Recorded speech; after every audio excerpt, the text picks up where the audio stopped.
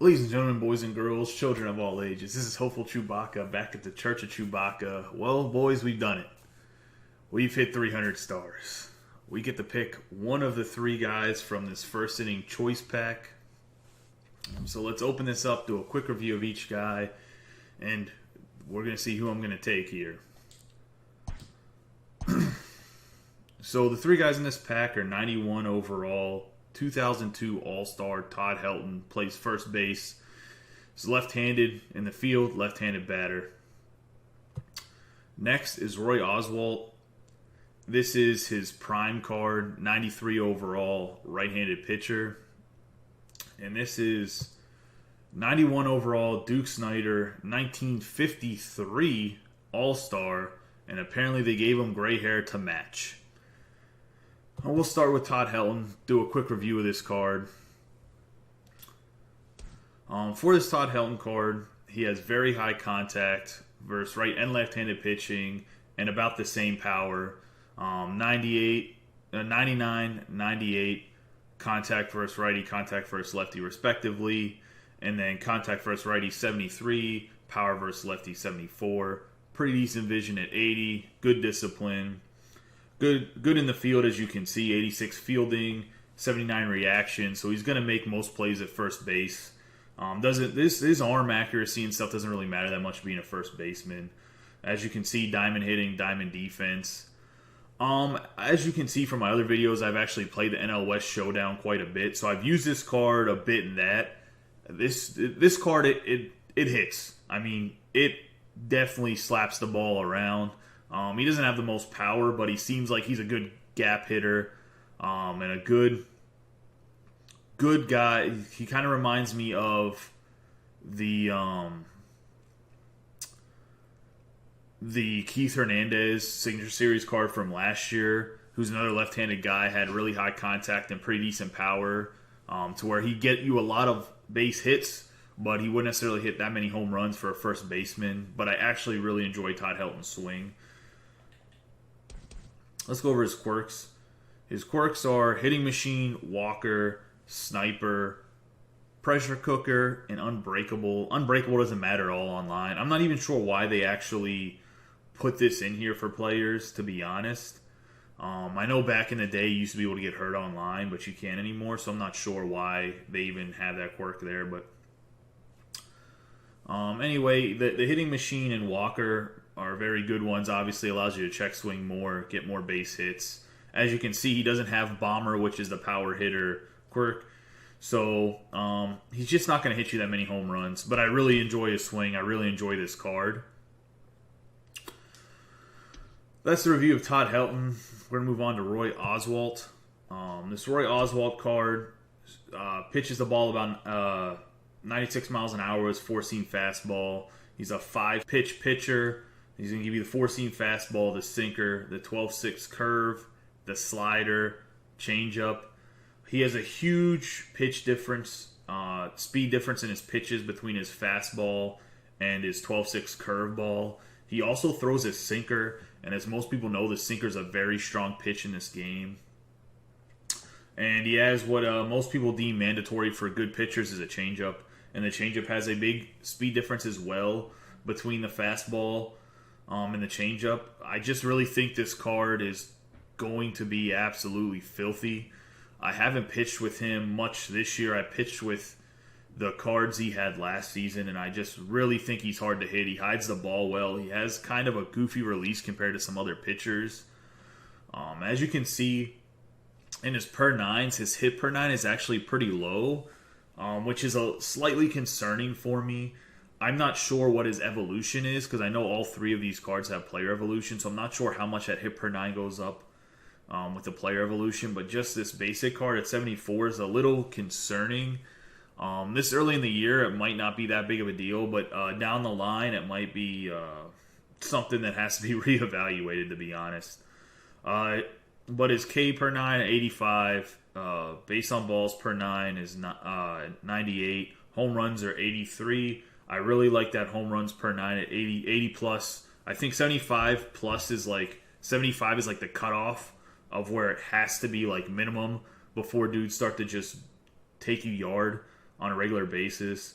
The break and velocity are also pretty good. He has good control, which is also important at higher levels when you get into that Hall of Fame and Legend difficulty. At 86 control. Let's look at his quirks. His quirks are pressure cooker, workhorse, untouchable, control artist, grounded, sinker baller, and knee buckler. So he does have some pretty good quirks. With the control artist, grounded, sinker baller, and knee buckler. The sinker baller and knee buckler, I think, are going to be very important for him as a pitcher because that means his sinker is going to be effective, and that really slow 12-6 is going to make it more of an effective pitch. Honestly, his plethora of pitches here kind of reminds me of the Eric Gagne headliner that just came out that I've done a review on as well. And just because of the difference in the fastball and the very slow 12-6 curveball. I think this card's going to be a very good starter, going to be in people's rotations for a long time. Even if he just ends up being your 4th or 5th starter in the rotation, I do think that he's worth the pickup. Next is Duke Snider. Last year, as everyone knows, Duke Snider had a 99 overall Signature Series card. That was part of the Silver 1-pack for MLB The Show 2019. Well, this is the first iteration of Duke Snider in this year's game. It's his 91 overall 1953 All-Star card. Can play all 3 positions. He's a center fielder by trade.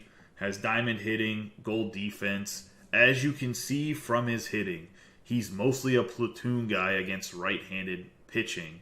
Looks like he's going to kill right-handed pitching for you, and he's going to struggle against left-handed pitching. That was pretty evident last year, even in his Signature Series. He did hit left-handed pitching a lot better because his card was overall just better. But I still think even then he struggled a little bit against left-handed pitching. But as you can see, he looks like a true platoon guy. And his fielding is not that great. He's only 69 speed. But at gold defense, it's still better than a lot of center fielders that are out there. But it doesn't have a huge arm. Look at his quirks. Walker, Unbreakable, and Buntmaster. I mean, I don't...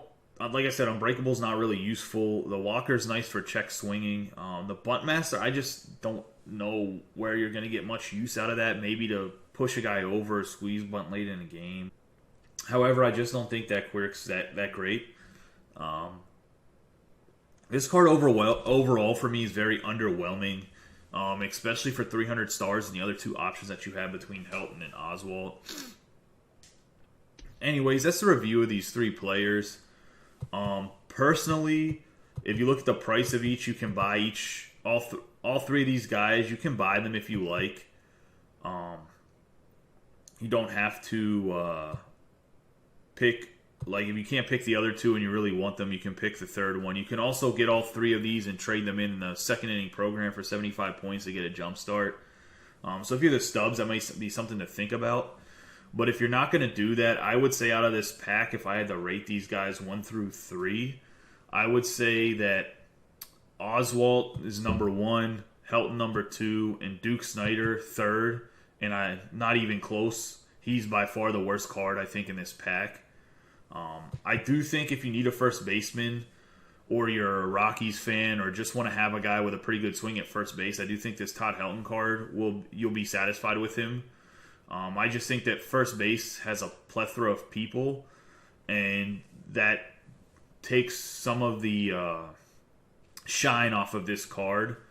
However, this year, because you can pick your pitcher and stamina matters and ranked seasons and events and every other game mode, I think the Roy Oswalt having 5 good starting pitchers is going to be very important this year. And I just really think Roy Oswalt is a really hard card to hit in general. So that's who I'm going to go with, is this Roy Oswalt. We'll add him to the rotation. And I guess we'll go here. Add him for Corey Kluber, the goal Corey Kluber. So we promoted him in the starting pitching rotation. Anyways, guys, I really appreciate everyone watching these videos. I hope you are enjoying the content. If you are, please hit the subscribe button. Drop this video a like and hit the bell. That way, next time I make a video, you guys get a notification that I have posted something.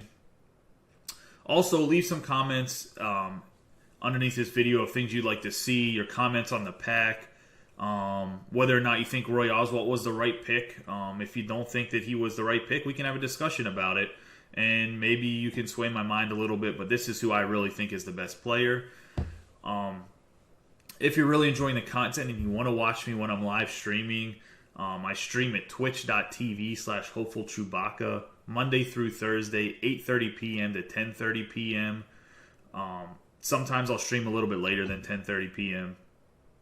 As for the weekends, Friday, Saturday, and Sunday, that schedule varies depending on how much time I have based on extracurricular activities, my family, work. And I will post on Twitter when I'm getting on those days. My Twitter is @hopeful1137, so you should probably go over there and follow that so you know when I'm getting on Twitch.